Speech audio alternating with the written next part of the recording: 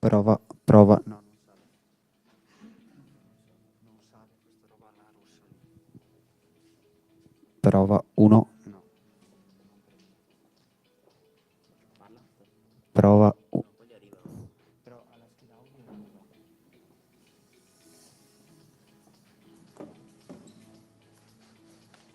Schiaccia la cornetta rossa. Rischiaccio? Rischiaccia.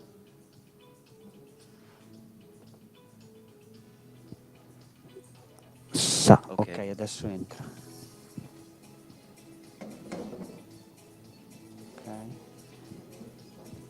Ok, se adesso parlo si entra l'audio. Ok,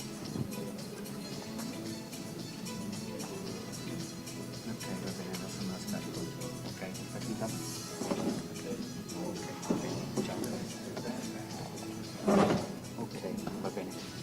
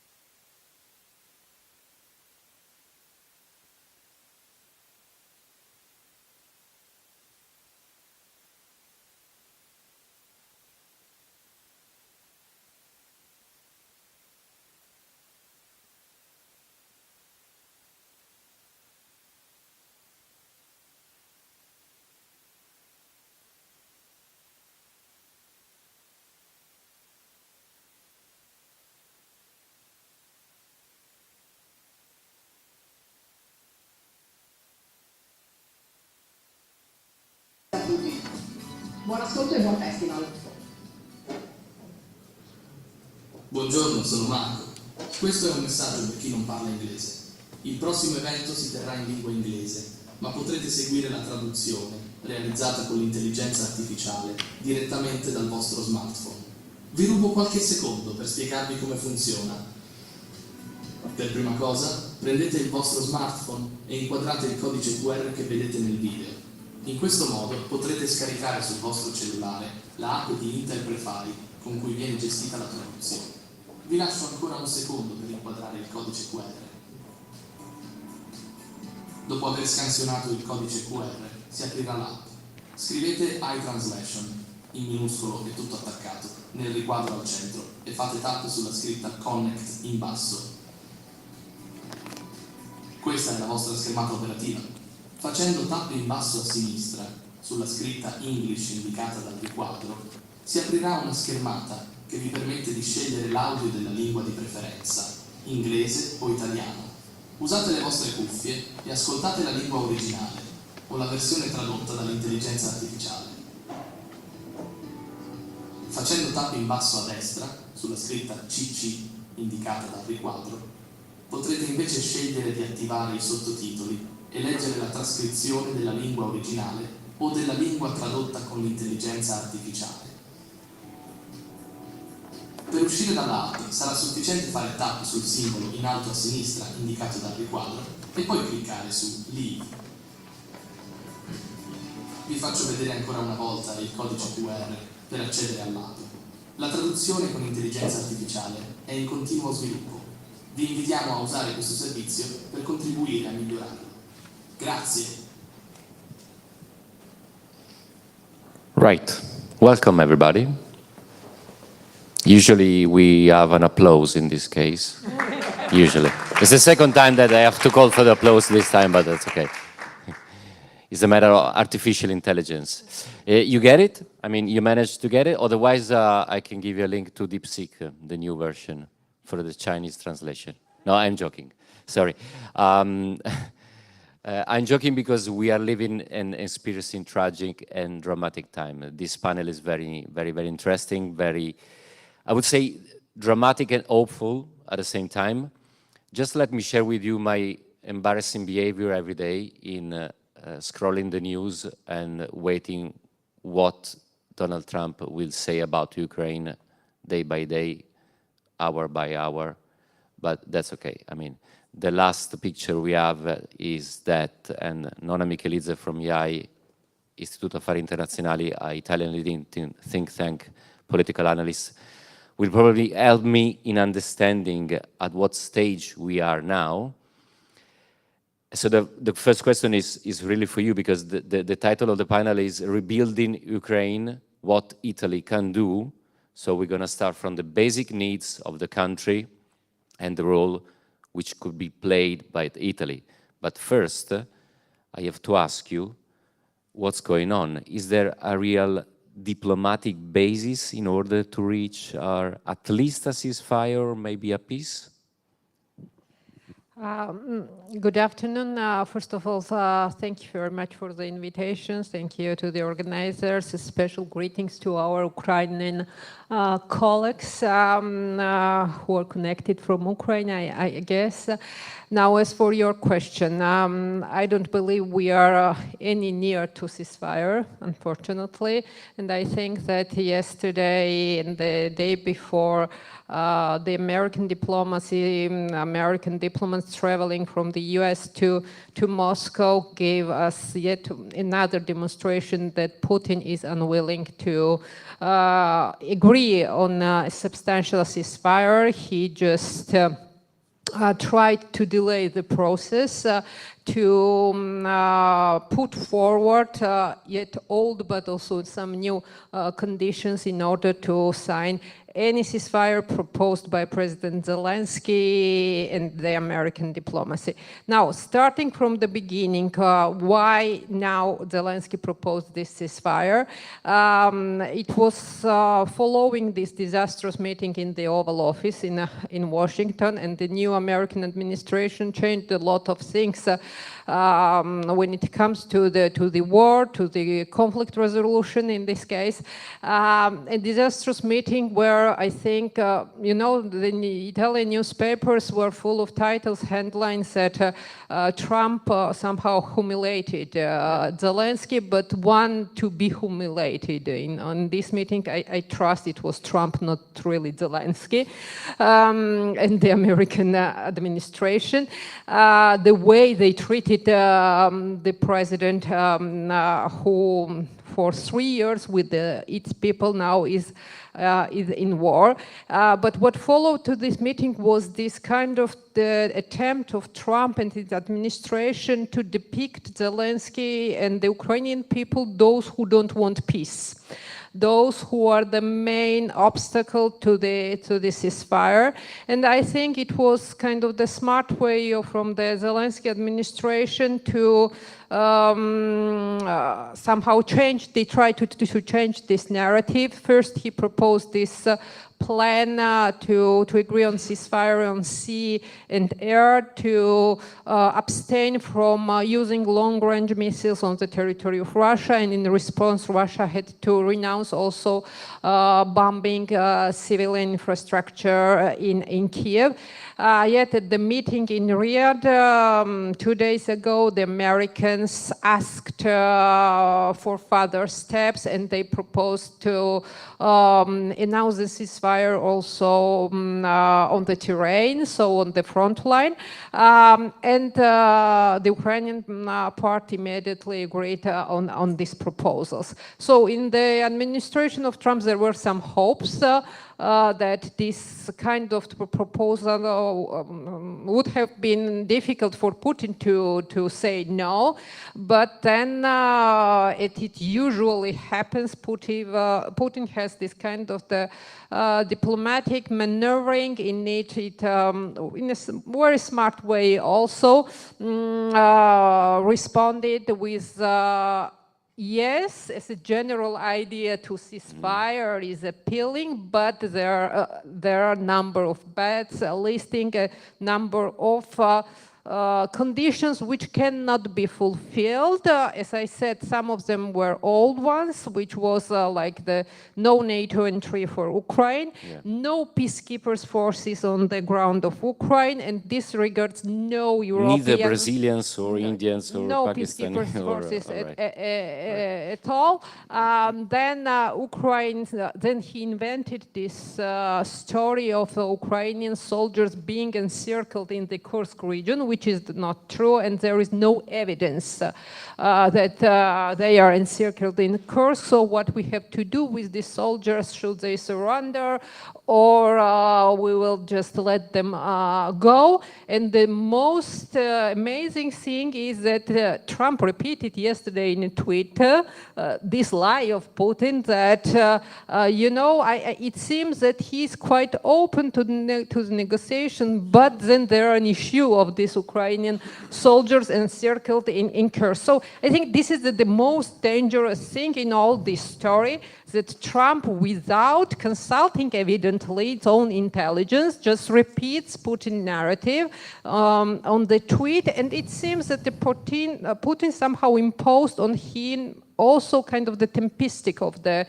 peace process. He delayed, of course, the signing of the ceasefire, but it seems that for now he tries to manipulate Trump and to delay the peace process and delay the signing of ceasefire agreement. I think that actually there is no realistic hope that he will do so in the near future. I think that unfortunately the war will continue for this year, and what remains to be understood that once Trump understands that Putin is not interested in the immediate ceasefire and in immediate conflict resolution, we have to see what will be his next move in order to deal then with the conflict. Right. Thank you so much, Nona Mikhelidze, for these pictures. A very dark picture, I have to admit, but let me introduce you the other guests. They are from Ukraine. We have Roman Puchko, co-founder and CEO of ReThink, Circular Economy and Green Innovation NGO based in Kiev. Kate Moignic, Director of International Relations, Neo-Eco Ukraine. And then we have also Angelica Livitska, Confederation of Builders of Ukraine. At the opposite of this table, we have Piero Petrucco, Associazione Nazionale Costruttori Edili. In English, we would say National Builders Association, correct? Right. Right. I'm going to ask, despite the dark picture Nona Mikhelidze gave us, let's hope for the future, and let's try to talk about how to rebuild Ukraine. And I would like to ask you, given your privileged point of view, after a short introduction of your company, very, very short, which are the main basic needs of Ukraine? When we talk about rebuilding Ukraine, what we are talking about? Buildings, bridges, railways, roads, entire towns in some case. Please, Kate, would you start? Certainly, thank you very much. Buongiorno, ladies and gentlemen. Thank you very much to the Festival Città Impressa in Treviso and Italy Post for this opportunity. My name is Kate Moignic. I'm Irish. I'm Director of International Relations with Neo-Eco Ukraine for the past 2 years. So NeoEco Ukraine is a partner company of NeoEco France. We were established in 2022 and one of the first international companies to enter Ukraine after the invasion. We've got a team of 10 people based in Kiev, Mykolaiv, Poland, and France. And we've 17 years experience in circular economy, industrial engineering, waste recycling, and eco materials. And we're hoping to empower Ukrainian organizations and communities to embrace the circular economy and transforming waste materials, construction waste, wardrobe into valuable resources. Over the past 2 years, we've completed 20 projects with local communities, international organizations, and EU partners. We're engaged in a number of EU Life and Horizon projects and a proud member of the new European Bauhaus. So in addition to all of that, we focus on civic engagement, including vulnerable groups such as veterans, IDPs, and children into our projects. And more than rebuilding, we're trying to reimagine the way reconstruction can be done. So examples of our work are a hospital project where we crushed and recycled 50,000 tons of war rubble and demonstrated how destruction can be transformed into new materials for buildings. We launched the Rubble Cleaning by Veterans initiative in Mykolaiv, where 30 veterans found purpose again in rebuilding their own communities while healing from trauma. And more recently, we're designing and implementing a green modular school in Zeleny High, ensuring that children have a safe space to learn and thrive. So in a nutshell, we work on eco materials, smart waste management, and of course, community engagement. Beyond immediate recovery, I'm delighted to see Romain here from ReThink, because in Chernihiv, we're working with Romain and Roskvit on the Panelka 2.0 project using bio-based insulation to upgrade the Soviet-era housing. So that brings future energy savings, cost savings, and climate resilience. In Krivnari, we're setting up Ukraine's first asbestos analysis laboratory, and we're also exploring how rare earth elements in iron ore tailings could potentially unlock green energy solutions. And finally, our biggest project in South Mykolaiv is slag-based low-carbon cement production, which we hope will see a reduction of 80,000 tons of CO2 per year, and that we're hoping to scale nationwide. So to more specifically answer your question in terms of civil infrastructure, we're seeing a great need for bomb shelters, which we prefer to call community spaces, because obviously they're not going to stay bomb shelters after Ukraine's victory. We don't see the destruction of Ukraine as a tragedy alone. We see it as an opportunity to build a nation that's more resilient, more sustainable. And to echo the First Deputy Prime Minister for Ukraine's words yesterday, I think we need to remember that Ukrainian resilience has led the economy not just to survive, but to grow, a growth of 3.6% in 2024 and 2.7% this year. So we're very hopeful and very proud to try and contribute to Ukraine's green reconstruction. Thank you. Thank you so much, Kate. More or less the same question for Roman Puchko, even if can I add a very provocative question, because you both work on circular and economy and green economy. Is it the right time during wartime to think about green? I know I'm provocative. Huh? Yeah, you should be. You should be. Good afternoon. Good afternoon, everybody, and thank you for the invitation. I'm delighted to be participating in such an amazing forum. I checked the whole program of all days, and it's extremely interesting. It's covering so many topics, from industry to municipalities, regional development, all kinds of business culture. I would be happy to be in person there, but I'm sorry I'm not. Yes, so I'm Roman from ReThink, and apart from the role of CEO of this organization, I'm also a board member of Rise Ukraine Coalition.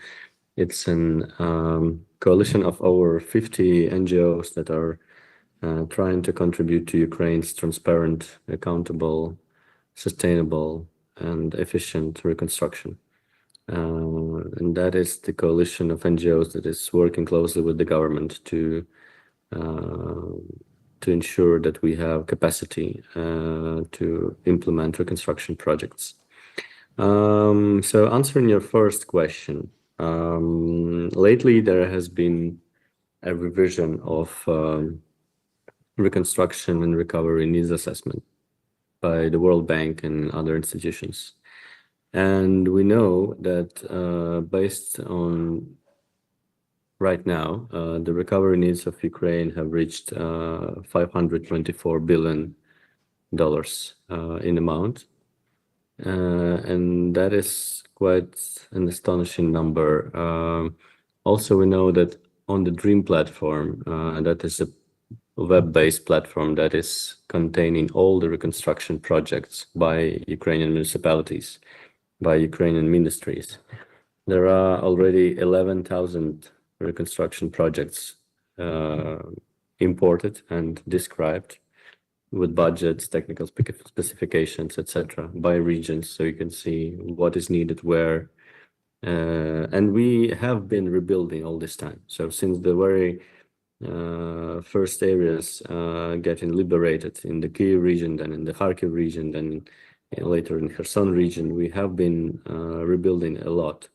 And if you come to Bucha these days, if you come to Hostomel, if you come to Irpin, all other places in Kyiv region or maybe Chernihiv region, you will see partially rebuilt houses and social infrastructure, but it's a small fraction. So the needs are huge. Then answering your second question, by the way, to add to the first one, so for the 2025, we have defined priorities, and our government said that there are 6 sectors we would prioritize for reconstruction in this year, which is housing, energy, transport, water supply, healthcare, and social protection.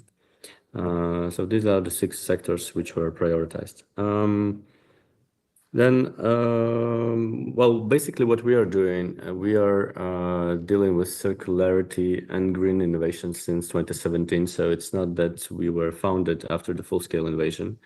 It's our kind of systemic activity to move the country and industries towards circularity, because it's, I think it's relevant for these times. But of course, since 2019, more or less, we have shifted our focus to cities and urban systems, because cities are very complex systems that have enormous opportunities for innovations, but they also cause many problems in terms of environment, pollution, etc. But of course, since the full-scale invasion, we didn't have much choice but to focus on Ukraine's reconstruction in a better, more sustainable, inclusive way, because that's something that that we have to design now. I always say that if not now, then when? Because I mean, there will be no better time. If somebody thinks that we will have more time in the future, then yeah, I think the last weeks or the last months prove that life is very uncertain, and we never know what is happening. So our willingness to design a better reconstruction for Ukraine is going to stay there, and we're going to do it. And a bit later, I think I will talk a bit more how Italy could contribute, and it's quite a lot. Yeah, sure. Thanks, Sarah. Could I just add, I think Roma made a couple of brilliant points. If I could add just a couple of thoughts on that question, just particularly on the circular economy, because circular economy is not just recycling. If we look at energy independence or economic growth, job creation, access to international funding, we know that a number of key international donors and financial institutions are prioritizing green projects, and we shouldn't forget that when Ukraine joins the EU, of course, Chapter 27 of the Acquis is dedicated to the environment and has very strict environmental and energy efficient regulations. So a green rebuild not only creates jobs, but it meets EU standards, and it'll accelerate Ukraine's path to integration, which are further reasons, if needed, why the circular economy rebuild is to be prioritized. Thanks. Sure, thanks. In other words, the new way of thinking is to incorporate circular and green economy in the way we think and rethink new cities, even thinking of Europe. I would like to go to Angelika Levitska, Confederation of Builders of Ukraine, because I read there are some areas that are particularly affected, for example, Kharkiv area, or some other area near the border to Russia. How the war has changed the way you work, the way you rethink how to build houses, the way how you think to rebuild spaces. Is that something different? Hello everyone, I hope you can hear me well. Thank you, first of all, for introduction, and thank you for invitation. Great pleasure for me to speak to you today. A few words on Confederation Builders of Ukraine. It's NGO covering all the construction entities in Ukraine, like 800 construction entities, designs, expertise, legal firms, etc. I'm actually a lawyer with technical background doing construction, energy issues and environments. I'm covering all these aspects in my practice. I have 27 years of practical experience. You ask a really brilliant question, and let me put it in a really private way. I have a daughter. My husband has a daughter, and she's 8 years old. She spent mostly half of your life in bomb shelter. She's studying from the bomb shelter. So if you ask me as a mom, as a person who lives in downtown Kiev, Ukraine, the capital of Ukraine, it significantly changed our life. We are working from shelters, we live in bomb shelters. Our kids faces their lives in bomb shelters, and that's really different from Europe nowadays. And for those areas you mentioned, like Kharkiv, they're all the time under the bomb and missile attack. So you may have heard of seeing our underground bomb shelters, underground school. Sure. In order not to our kids being scared, for example, like those who are not teenagers, but like 10 years old, 6 years old. So we call it not the bomb shelters, we call it like Hobbitland. And we explain to our kids the war in the way it's like we're playing game with monsters in order them not to be scared.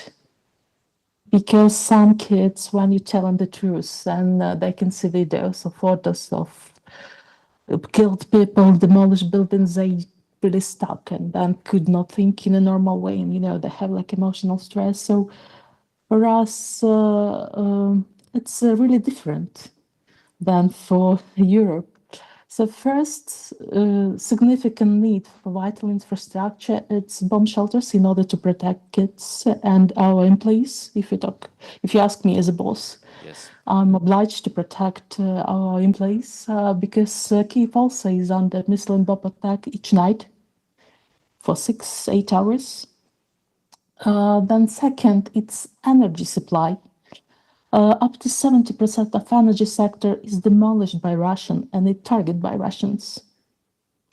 You probably have seen like a few weeks ago, a Russian drone partly demolished Chernobyl coverage.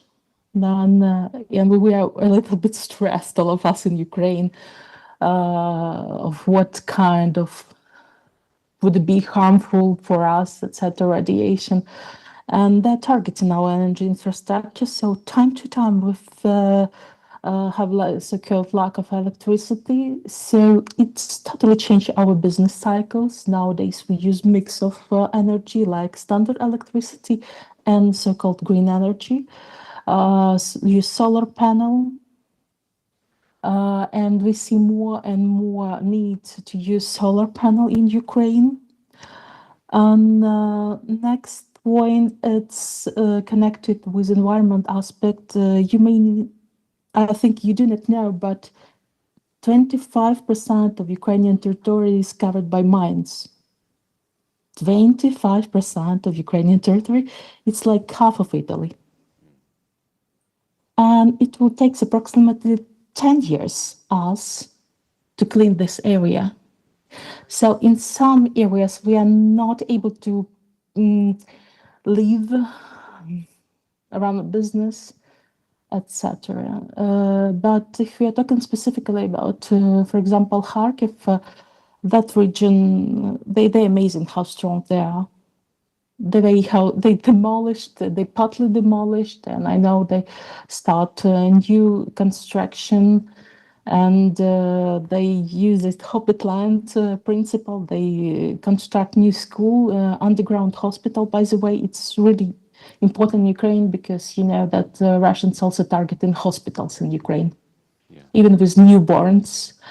And a good example of that, good example in a sad way, it's Ahmadit Hospital, the biggest hospital in Europe, who was targeted by Russians and partly demolished. So if we're talking about vital infrastructure, I would summarize underground shelters, then underground hospitals, kindergartens, schools, demining, and help in energy sector. That would be priority for the next year, at least for us. Thank you. Yeah. Thank you so much, Angelica. Before going to Piero Petrucco, Nona, I hear too many times the word underground. So it means that we miss something. We miss a diplomatic solution. We miss a military solution. We miss a solution. Because while we are thinking and speaking about the reconstruction of Ukraine, we are using underground protection, safety. So there's something wrong. What international community should do in order to protect the reconstruction? The reconstruction that has yet to come. In a sense that in order to start with the rebuilding Ukraine, you need a ceasefire, but it's not enough. It has to be observed and it has to be sustainable. In order it to be sustainable, you need the security guarantees for Ukraine, being it peacekeeping forces, which could be also deterrence force on the ground in Ukraine.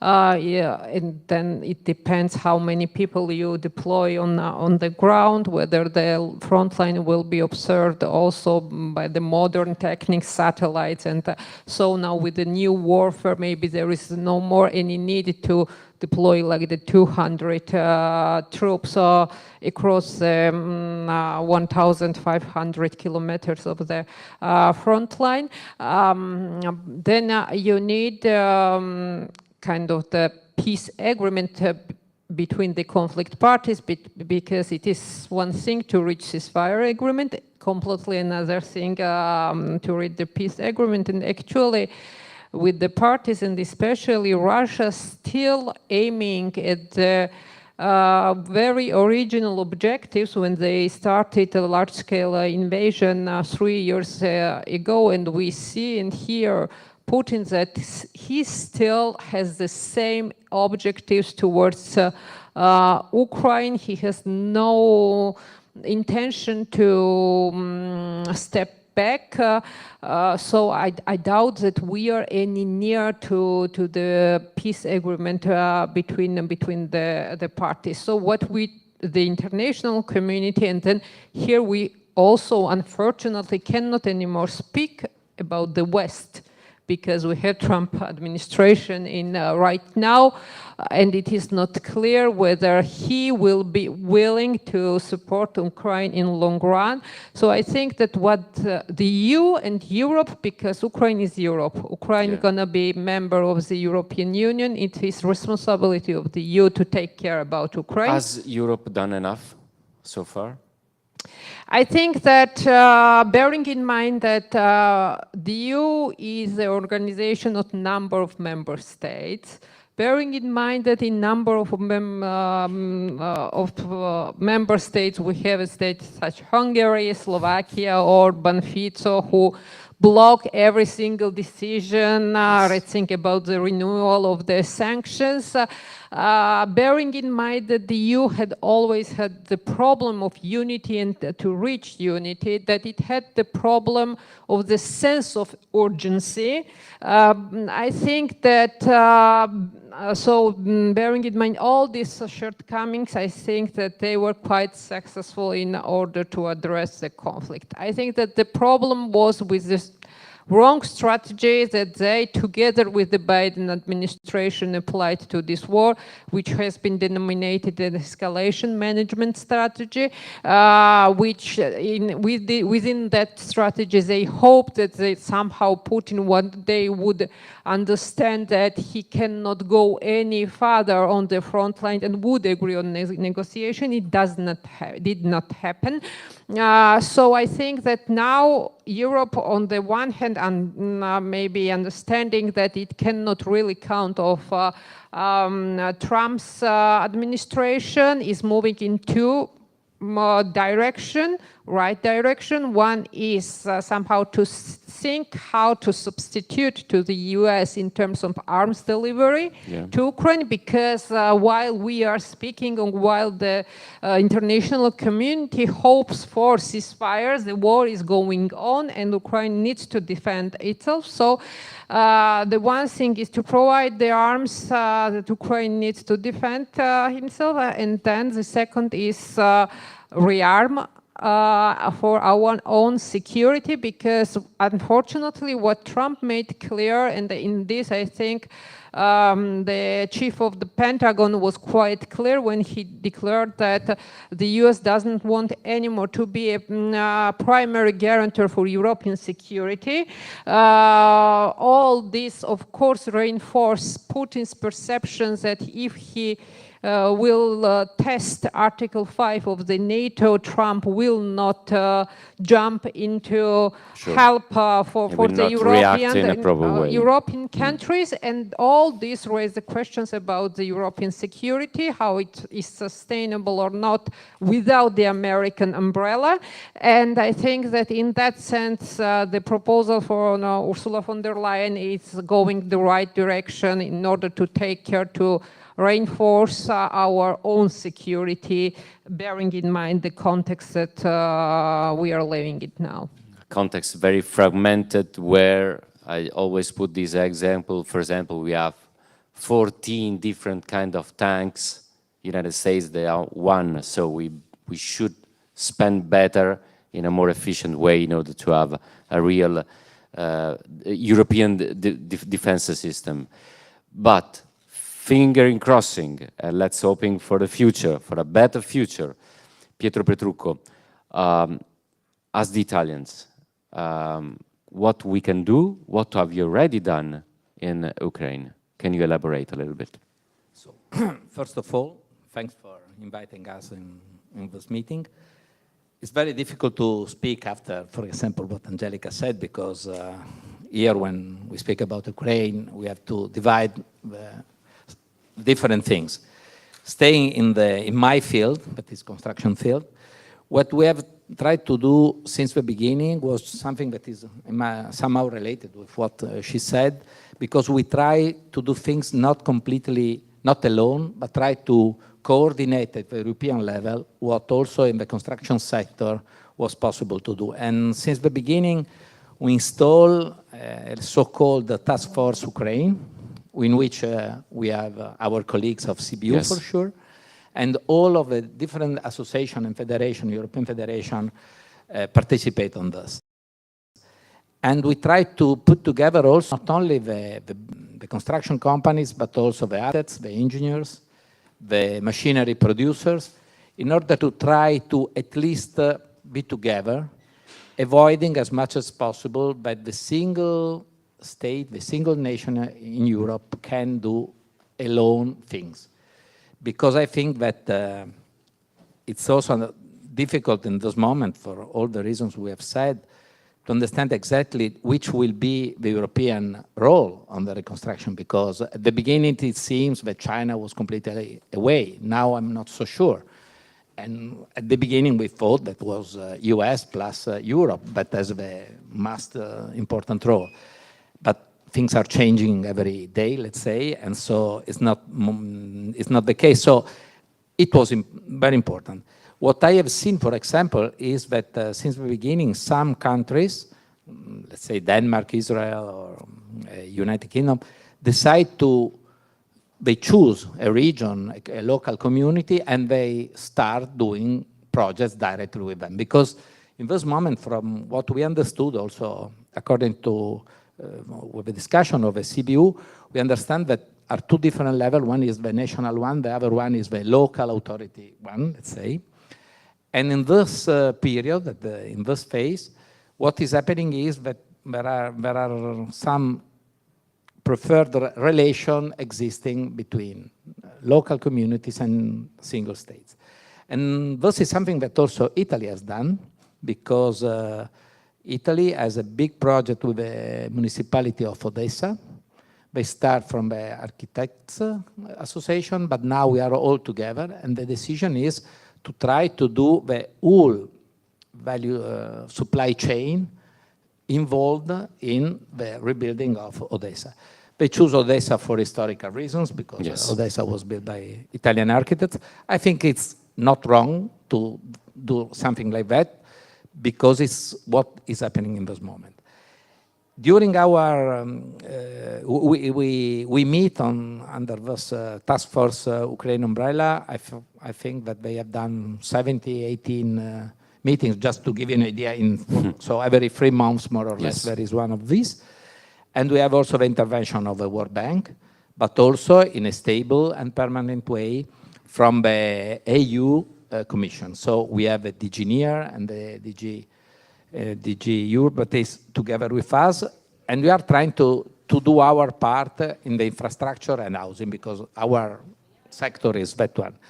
Previously, Romain said that was 500 and some billions euro. The part related directly with housing is 84 billion, and 70, something like that, is the part for infrastructure. So there will be a huge, huge amount of money that has to be invested.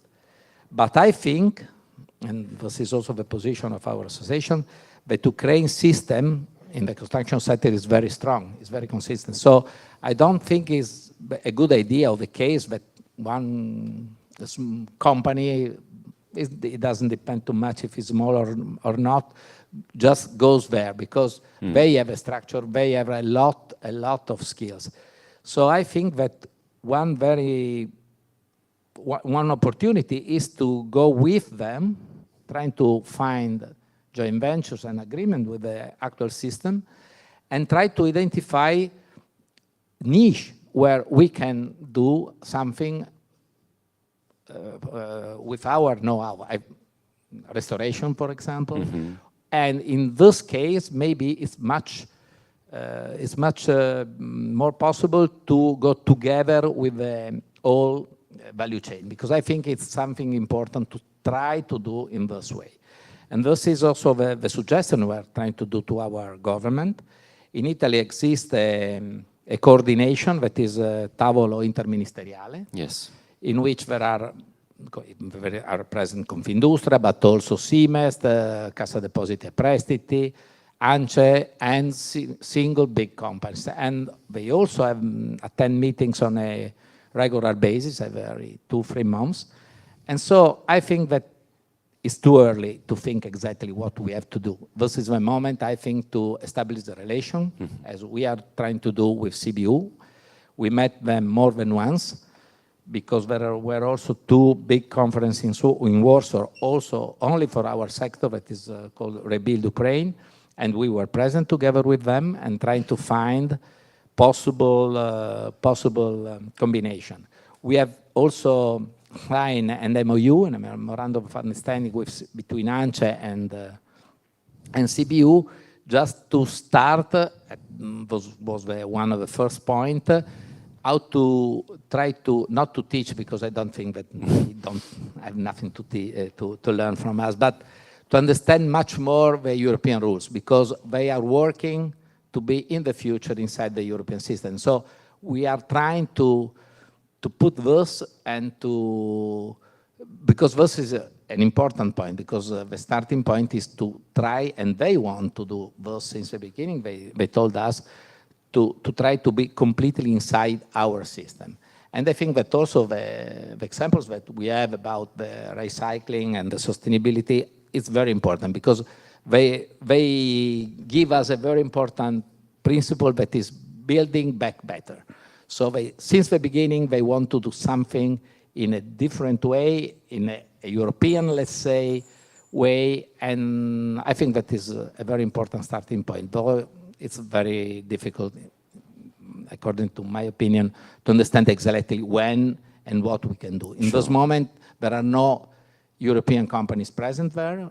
Turkish, there are some more than one for sure. All right. And it will be an issue also, this one, because when we spoke at the European level, we are trying to understand how to manage also this problem, because they are present and we are not, because there are not the minimum security condition for a European company to send their workers. It's not the case in this moment. So, but the Turkish now, they wanted to join the Rearm Europe. They want to reopen the dialogue to get into Europe. The Turkish are another his problem and his job. I think, but also Turkey is not so easy to understand. Our problem, Exactly. depending on the point of problem. view. I was joking. But I'm not able to, Sure. to understand too much. But this is an issue, for example, Absolutely. when we think about reconstruction, because, for example, Turkish is somehow inside Europe, also in our association. It was present, now is another one, that is EIC, the International European Construction. So we try to maintain also with them relations, but it's not so easy, because they have different problems and they work with very, very low prices, for example. So for us, it's more or less impossible to compete in this moment. Right. Let me go back to the Ukrainian guest. I got a couple of questions. First is for Angelica. Do you find challenges in finding raw materials, cement, for example? I'm not asking the same thing to the other guests, because, I mean, they work on the other side. So, rubble, whenever you want.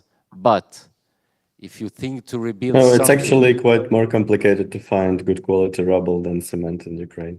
Yes. That's surprising. If you talk about raw material for reconstruction, it's just a simple example. Look at the video when you see a moment of the demolition of the house by bomb attack, through bomb missile attack, and that what you will see.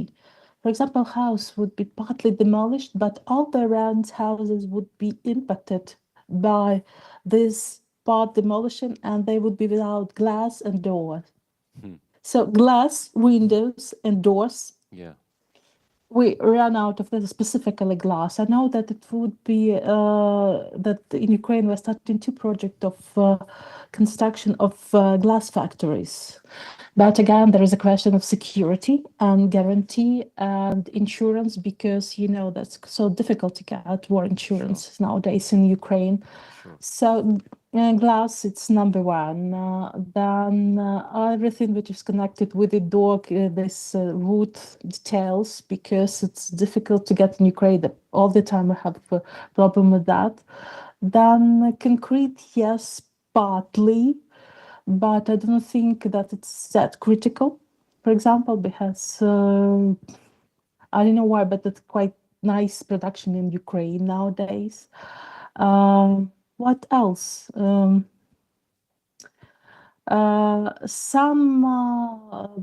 We lack of some electrical things, like, well, let me say correctly, we lack machinery in Ukraine, because machinery, specifically big ones, they were sent to the front line, right, in order to help our warriors. So, then they couldn't be created that fast. That the problem with machinery is significant. And one more problem was connected with the machinery and construction activity, because at the front line there are 70% of men and 30% of women. They're like fighting at the front line. And as you know, many people were killed already. And for construction area, at least in Ukraine, it was a typical man work before the war. So nowadays we lack in construction area personnel. And nowadays, this year, you can see that girls, women, they start to do man work in construction area. That more and more girls and women, they start to do this work, because men are sent to the front line or they were killed. So personnel, machinery, glass, and everything which is connected with the wood also. I mean, this part of windows, you know, plastic and wood, which you use for windows, this is really lack in Ukraine. Probably Roman will add, and also other colleagues. Yeah, yeah. Thanks a lot, Angelica. Roman, sounds tragic, dramatic, but you are transforming Ukraine in the most creative laboratory in the world. Even in the way you are reshaping the job market. I wish. Well, I mean, we should, and that's just the beginning. But you're doing it. Indeed, circularity is offering some more jobs than we have in the linear conventional economy system. That's true. So maybe to add to what Angelica said, basically. She was completely right, but I lately have seen the statistics about cement import and export. So Ukraine in 2024 was the netto exporter of cement to European Union and to other countries, with a surplus of about 1 million ton of cement. So we are not only covering our local needs, but we are also exporting. Including closer, like European Union countries.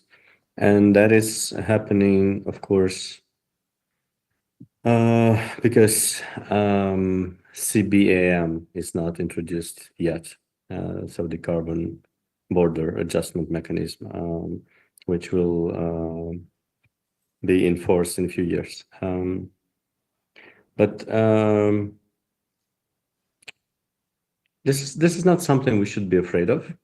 I would say it's other way around. We are indeed a place to pilot all kinds of innovations, which are going to transform the built environments in Europe. Yeah. So when we speak about urban design, when we speak about architecture, when we speak about biogenic materials, when we speak about upcycling and revitalization, repurposing, reverse architecture, all these things should and could be piloted in Ukraine, because we are indeed a lab of solutions right now. And I encourage everybody to come in and try.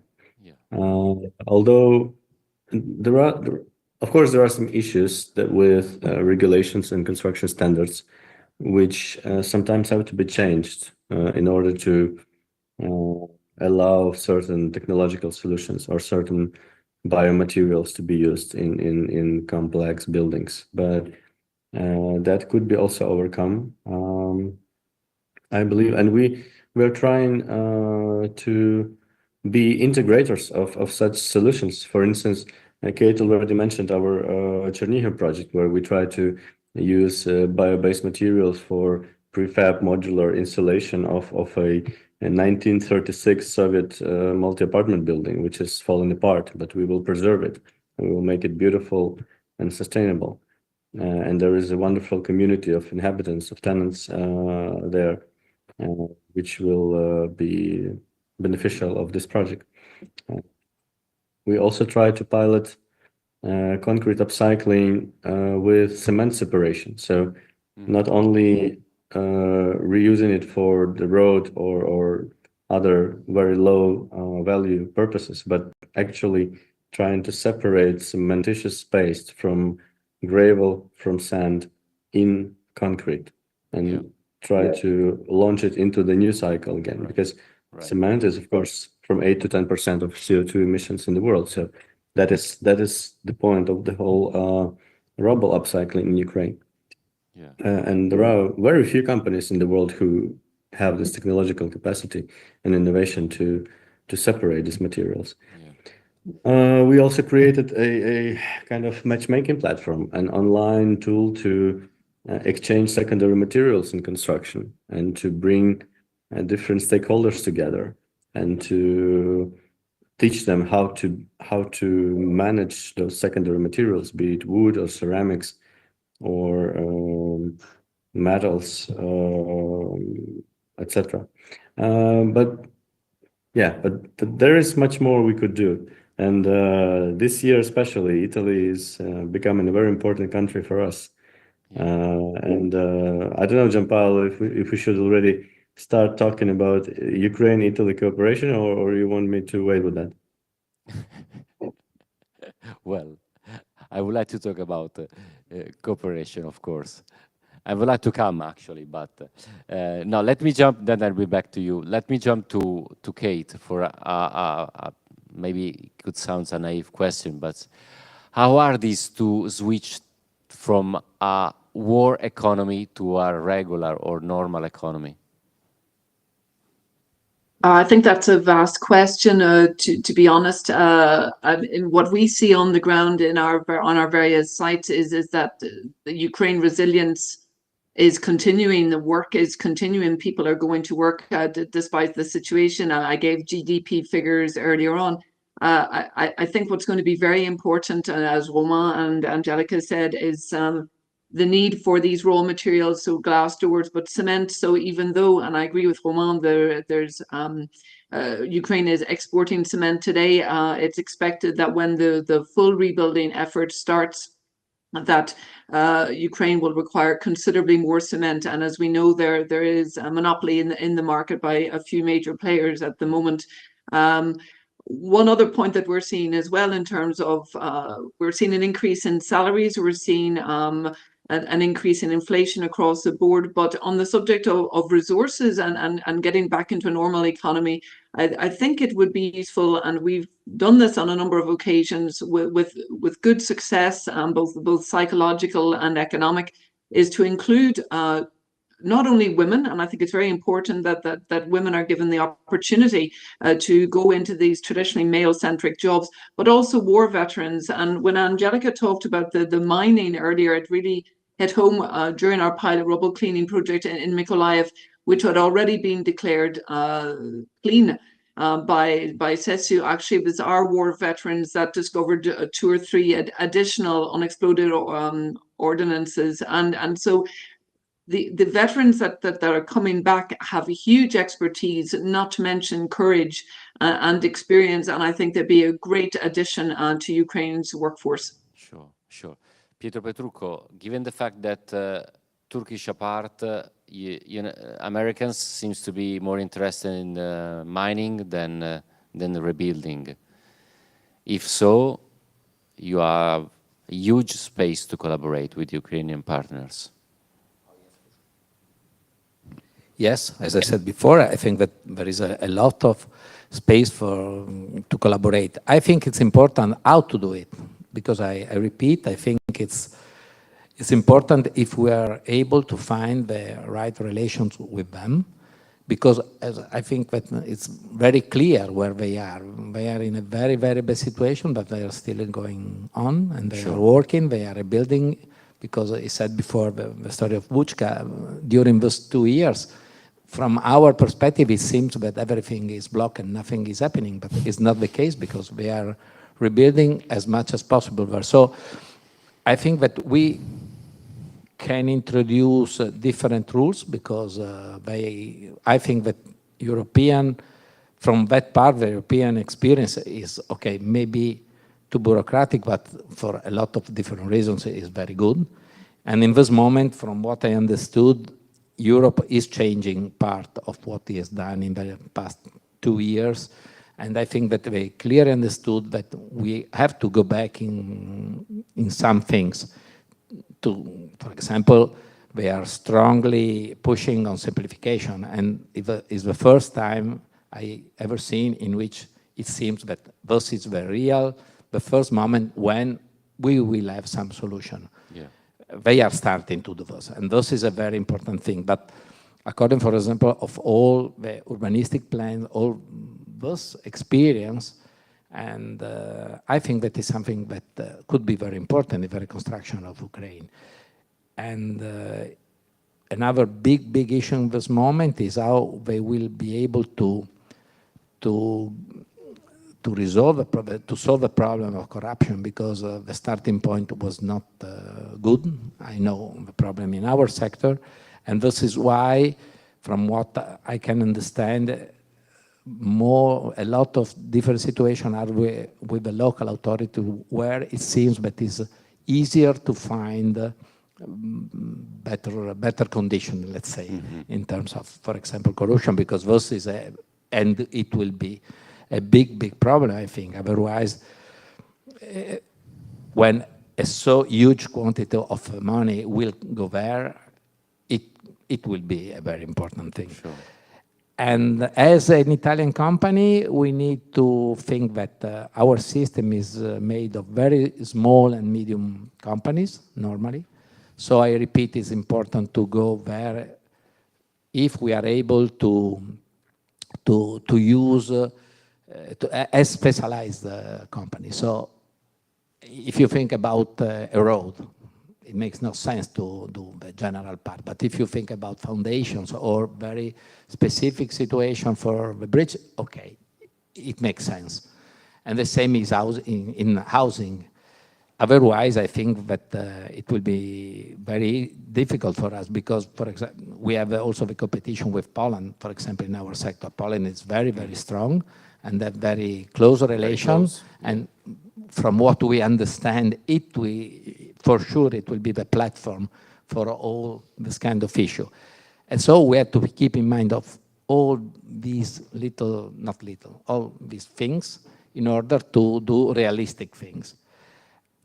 We will see. This year in July in Rome, it will be the ministerial big event. Last year was in Berlin. As in our part, as FIEC, the European Federation, and Ance, it will be to have our part in infrastructure and housing workshops. And we are trying to build a good program, trying to understand the different levels of what is possible to do. Another big field, for example, is our ports. We have the example of Oronda. Oronda is intermodal center that was done with the Port Authority of Trieste, and is something that is in place. Airports, railways, another very big opportunity is related with the fact that Europe put inside the TNT program the railway system, the Ukrainian railway system, and this is something very important, both in terms of investment, but also in terms of future involvement and involvement of Ukraine inside the European system. Also because railways, it has been like quite a symbolic sign of resilience of Ukraine, because it was one of the main way to stay connected, to take, for example, I do remember Doctors Without Borders operating in a train.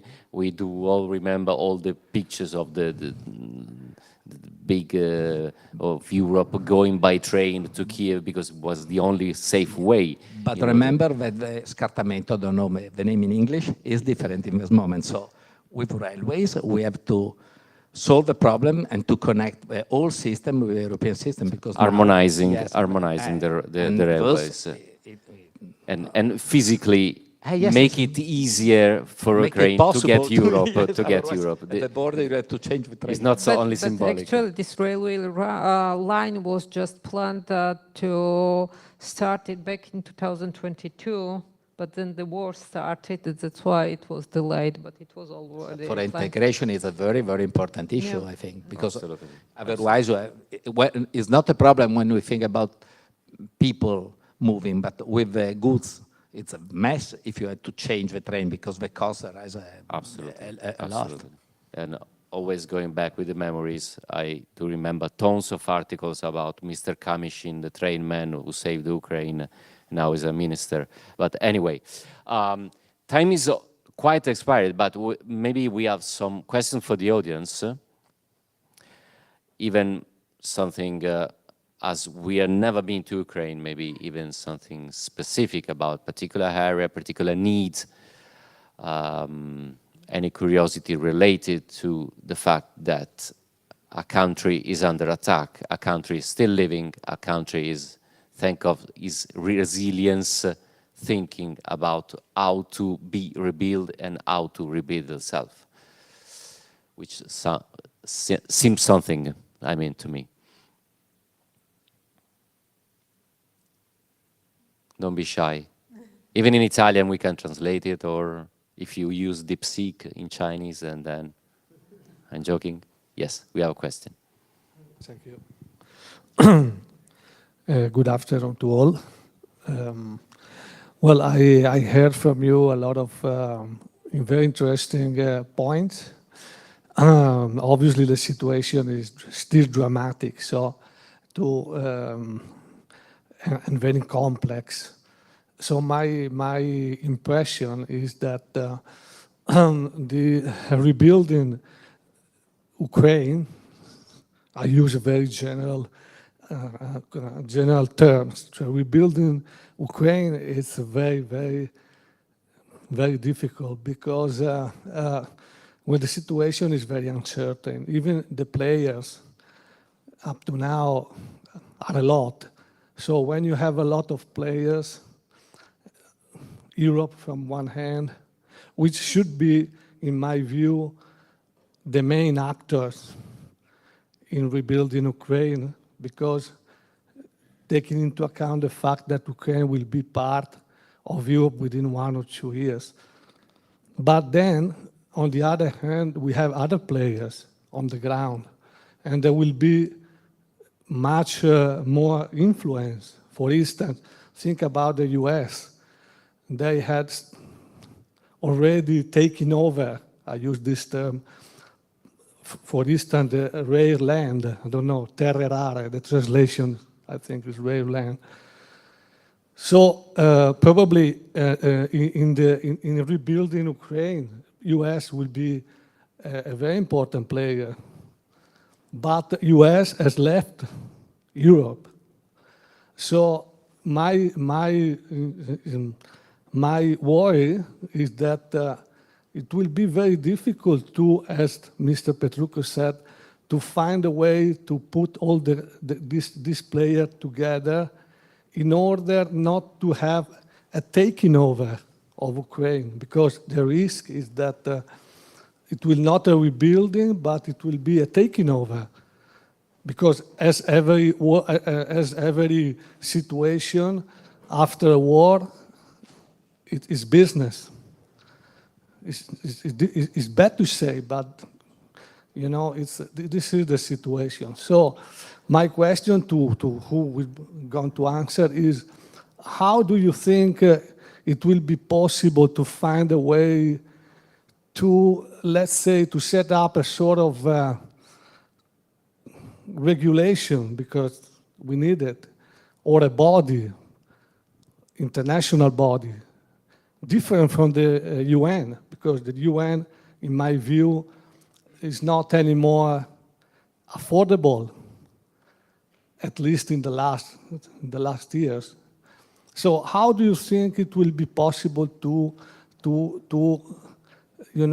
join an association, a body, who can really regulate the reconstruction of such important country? Because, as I said, the risk is not to rebuild it in a very profitable way, even for the people, but to let's say, to in some way to destroy it again. Okay, it's a very complex situation, very different levels. If I will suggest to start with Nona, by the point, political point of view? Yeah, political from political point of view. I think that the first thing to underline is that we have to trust in Ukrainian agency as such. And Ukrainian sovereignty in dealing also with such cases as the reconstruction of Ukraine. I think that during these 3 years, what we have seen is indeed that Ukraine is not the object of the international relations, it is a subject of it.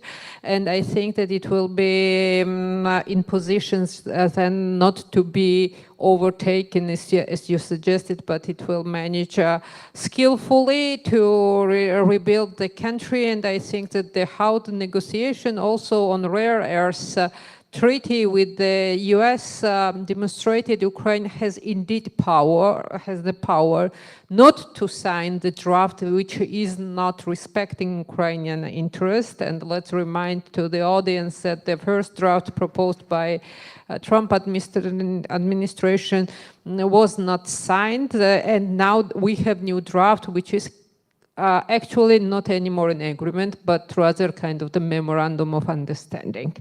And there is no really possibility for the US just to take over the Ukrainian minerals or so on. We have yet to see the quantities, how many minerals do they have, the time frame for the exploration. It takes 10 years, 15 years. And I think by the time Trump will already dead. So we don't even know that if this agreement actually in its actual form will stay in place. Another thing I wanted to underline is that Ukraine, together with defending the country, is also carrying out the reforms necessary for the European integration, and this regards also the part of corruption, which Ukraine was already doing in the framework of the implementation of association agreement and free comprehensive agreement, and a lot has been done in the last 3 years, paradoxically, while Ukraine fighting against Russia. And just one example that comes to my mind is the huge dimension of the digitalization of the country, which is one of the instruments to avoid the corruption in different sectors, be it in economy, social, or just kind of the normal bureaucracy to get certificates, which in Ukraine is much easier than in Italy, by the way. Yeah. If I just can add, I completely agree because I would say the same. In procurement, for example, they invest a lot in the digitalization in the procurement because they think that this was a key point in order to reduce or avoid corruption, because to have all digitalized processes. Sure. And in this way have started to invest. I fully agree. And another thing that I would like to add is that I think that a big and a key role could be the one of EIB, because there are a lot of projects with them. Because to avoid what you think, I think that it will be important how the finance will go there, because for sure there will be a lot of private funds that have to be connected and together and managed together with the European or the governmental funds. And so EIB and World Bank, I think that they will have a very big role in the reconstruction. Also because, for example, what she has said, the rules, if they want, and as it is now, they adopted the World Bank rules, for example, for the public procurement is an important step. And so I'm quite positive on that part. It takes time, and really we don't know when it will be possible to start with this. For the Ukrainian guests, we are at the very end of our meeting. In other words, if I well understand, the fear of our audience is, as there are so many actors on the ground, are you scared that in rebuilding you can be also sold to someone not really friendly, like, for example, United States, which are very, very interested to the rare earth, but I give you a news. There are probably no rare earths, very, very few. And as Nona said, probably it's going to take years and years and years. So, but please, the Ukrainian guest. It's very interesting. Just a quick word on rare earth elements. At NeoEco Ukraine, we don't think it's necessary to mine or to use refinery. We are actively looking at rare earth elements from iron ore in Crevenary. There's 8 billion tons of industrial waste just sitting in Crevenary, which is a source of pollution, destroying the environment. And we're hopefully going to try and do a feasibility and a characterization study to prove that it's not necessary to further destroy Ukraine's environment to get these famous rare earth elements. That's the first point. The second point, I'd like to, I agree what was said with by Pietro. In fact, Ukrainian procurement is extremely strict, and we've seen this on the ground. The procurement policies and regulations are extremely strict across the board. And I'd just like to remind everyone as well that in order to start rebuilding, you need permits. We need to clarify the issue of land ownership with the Romada, with the mayor, with the residents, with the OSBB, which are housing associations. And that certainly any project that we're involved in or that we've seen, the ultimate beneficiary, which is the most important thing, are the residents and the community and the Romada. It's not the builder. And that's the most important thing, that these new infrastructures are going back to the communities that so desperately need them. Yeah, thanks a lot. I don't know. I would also like to add that perhaps fears appear where uncertainty is. And sometimes we could just look at dream.go.ua and see that all reconstruction projects, they have their owner, they have the budget, they have kind of technical description, they have precise location, they have kind of tracking what is happening there, like what is the stage of it, is it funded or not, what is the score on certain project quality or sustainability.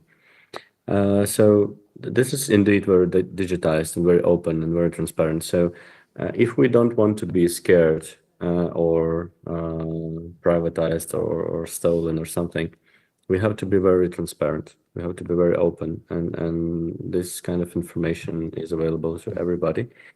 And this particular system, this particular platform was created exactly to express, to show the reconstruction need, but also to connect the builders, the developers, the communities, ministries, but also donors who could take a look at all the projects and prioritize what they want to fund and what they want to engage to. Yeah, so that's my short answer. Yeah. May I add also a few words, if you didn't mind? So let me answer this question two ways, as a lawyer and as a Ukrainian citizen. As a lawyer, I would like to add that the Ukrainian government done quite a lot simplification in Ukrainian regulation. So it's so easy nowadays to get any permitting lines in order to work in Ukraine. It's like you can done it online within 10 working days. And it's the most perfect system and most comfortable system compared with other countries in the world. So what we've done huge homework in order other countries, investors, donors, be able to do business in Ukraine. And we're not talking about humanitarian support, we're talking about doing business in Ukraine. We simplified everything what was possible. The second comment will come from me as a mom and as a person. Look, I will call the first day of the full-scale invention and one video from our president. He was in the central part of the Kiev, standing in the street and saying, like, guys, it is a war, real war. I've called to each government around the world, talk with all the presidents. We would not get any ammunition and help, but those of you who want to survive you can go to the borders close to Europe, and I've got a promise from other countries they help our refugees. But at the moment, we would not get any weapon. So if you want to stay with us, with me, my team, and fight for our country, just do it. And that day, all of us made our choice. So if you do think that someone of Ukrainians, and all of us have actually one team, at least one team member to the front line nowadays, at least one. In some families, there's more than half of the family to the front line. So if you think that any of Ukrainian will give someone right to take over our land, or humiliate our people, you're really wrong. And you have really wrong impression of our nation. We would not. And it's not about the UN or some other European jurisdiction or whatever, or somewhere. It's about our nation and about our soul. We are fighting with Russia. They're 28 times bigger than we as a country. We're still fighting. So it's not about someone else, it's about us. We're going to win, we're going to fight. And you're very, very welcome to do business in Ukraine. And we're looking for successful cooperation in our country. Yeah. Thank you so much. Thank you so much, Angelica. Thank you so much for all my Ukrainian guests. Thank you so much to you. Thanks to the audience. See you next. Bye.